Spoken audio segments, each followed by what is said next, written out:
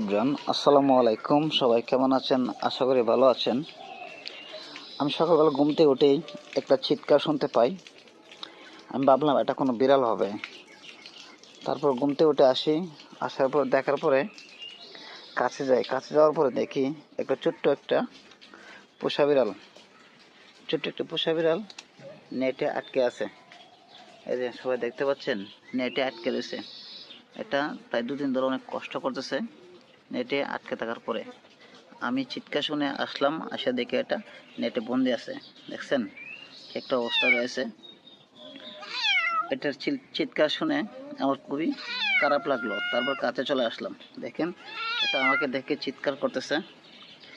আমার মনে হয় কাজটা করাটা ভালো। এটা অনেক সমস্যায় আছে, এটাকে উদ্ধার করা আমার দরকার। আজকে এটাকে উদ্ধার করার চেষ্টা করব। যদি এটা আমাকে খাবার না দেয়, যে একটা অবস্থা, অবশ্যই এটাকে ছুটানো সম্ভব হবে না। আপনারা দেখতেছেন একটা অবস্থায় রয়েছে। এটাকে কিভাবে সমাধান করবো আমি বুঝতে পারতেছি না। আমার মনে হয় বাড়ি থেকে দা কিংবা ছুরি এনে এটাকে কাটতে হবে। আচ্ছা, দেখি এটাকে কি করতে পারি। আপনারা সবাই অপেক্ষা করেন, আমি দেখি কি করতে পারি।